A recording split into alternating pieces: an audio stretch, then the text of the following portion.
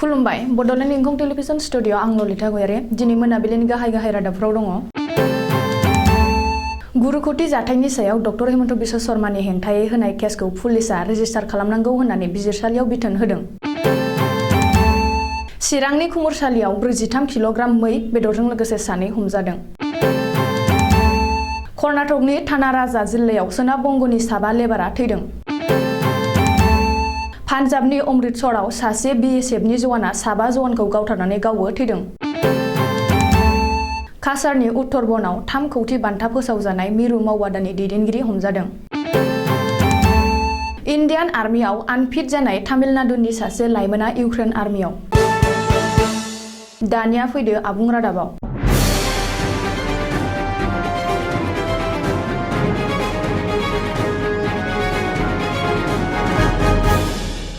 गुवाहाटी नोगोरमानि दिसपुर थानायाव कंग्रेस दोलोनि MP आब्दुल खालेकआ आसामनि गिबि मन्थ्रि डक्टर हेमन्त बिश्व शर्मानि हेंथायै होनाय केसखौ रेजिस्टार खालामनांगौ होननानै महकुमा बिजिरसालिनि बिजिरगिरि बिश्वदीप बरुवा बिथोन होदों। मख'नो गोनांदि दरं जिल्लानि गुरुखुथियाव होखारनाय एबा एभिक्सन खालामनायाव आसामनि गिबि मन्थ्रि डक्टर हेमन्त बिश्व शर्माया गिबि मन्थ्रिजों लोगोसे नखर बिफाननोबो बिबानाव थानाय हिसाबै माखासे आजावथावै आरो गावजों गाव दाङाबाजि जानायनि खामानिखौ मावनाय जादों होननानै MP आब्दुल खालेकआ अजद होदों। लोगोसे MP आब्दुल खालेकआ बुंबावदों दि 1983 मायथाइयाव जालांनाय जाथायनिसो खिथेर होखारदों। अदेबानि बेफोर गासिबो बिजिरसालिनि बिजिरनायावसो बिजिरजागोन। चिरां जिल्लानि बिजनी महकुमानि साहा ओनसोल खुमुरसालियाव मंगलबार खालि फुंनि समाव SSBनि मोनसे पेट्रलिं हानजाया 43 किल'ग्राम मै बेदरजों लोगोसे सानै हमदों। हमजानाय सानै सुबुंनि मुङा फारियै सरन नार्जारि आरो रंजालु बसुमतारी होननानै SSBआ मिथिहोदों।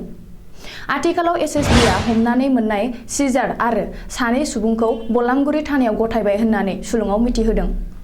मख'नो गोनांदि थांनाय 17 फेब्रुआरि खालिबो SSBआ मै बेदरजों लोगोसे सासे हमदों।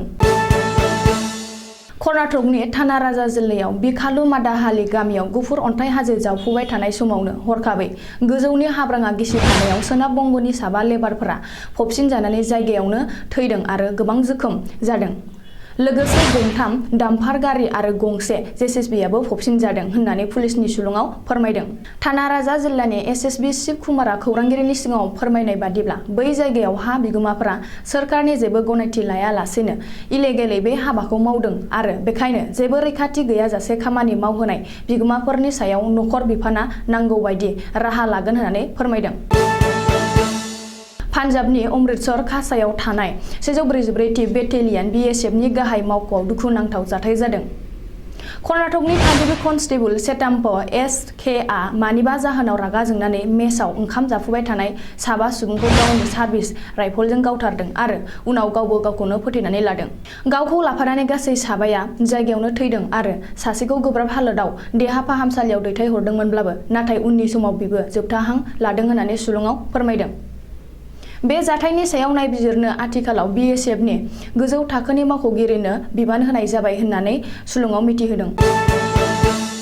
काछार जिल्लानि उत्तरबन पुलिस थानानि बेन्दोंआव फातिमारा साहा बागानाव पुलिसआ सासे मस्ट वान्टेड मावबादानि दैदेनगिरिखौ हमदों।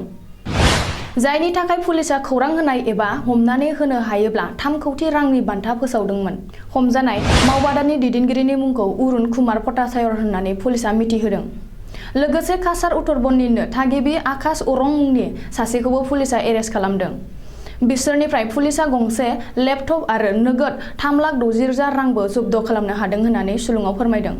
मख'नो गोनांदि अरुण कुमार पटाचायरआ सोनाब बंग हावड़ानि थागिबि आरो बिनि बेरेखायै गासै 200निबो बांसिन गोबां थानायाव केस रेजिस्टार जानानै दं होननानै पुलिसआ मिथिहोदों। आथिखालाव NIAआ बे केसखौ आजावनानै बिसोर सानैनि सायाव नायबिजिरगोन होननानै काछारनि SSBआ खौरांगिरिनि सिगाङाव बुंदों। तामिलनाडु कयम्बाटुर ओनसोलनि थुन्डालियुर गामिनि 21 बोसोर बैसोनि सेनकेस रबिन चन्द्र मुंनि सासे लाइमोना रासिया आरो इउक्रेननि गेजेराव दावहा सोलिफुबाय थानाय समावनो इउक्रेननि आर्मियाव हाबहैदों। तामिलनाडु पुलिसनि इन्टेलिजेन्स बुरा खौरांगिरिनि सिगाङाव बे खौरांखौ होदों। ओजोंहाय सेनिकेस रबिन चन्द्रनि जोनोमगिरि बिफा रबिन चन्द्रआ सिगां बे बाथ्राखौ फोथायनो गोब्राब जादोंमोनब्लाबो नाथाय गुबै खौरांखौ मिथिनायनि उनाव जोबोर दुखु मोननाय फोरमायदों। मख'नो गोनांदि सेनिकेस रबिन चन्द्रआ इउक्रेनाव एर'निउटिकेल इन्जिनियारिं फरायनोसो थांदोंमोन। नाथाय इउक्रेन आर्मियाव जायखौ मोननो बिखौनो भर्ति खालामनायाव आर्मियाव हाबनो गोसो गुदुं सेनिकेस रबिन चन्द्रआ बे खाबुखौ नागिराखैसै। नखरनिया गुबै खौरांखौ मोननायनि उनाव गले बादा होदोंमोनब्लाबो नाथाय सेनिकेस रबिन चन्द्रआ रावनिबो बुंनायखौ गनायाखैसै होननानै सुलुङाव फोरमायदों। मानो होनोब्ला सिगाङाव इन्डियान आर्मियाव हाबनो थाखाय खननै नाजाखांबायमोन, नाथाय फिजिकेल आनफिट जानानै खननैयावबो फेलें जादोंमोन। दिनैनि रादाबा एसेनोसै, गोजोन्थों।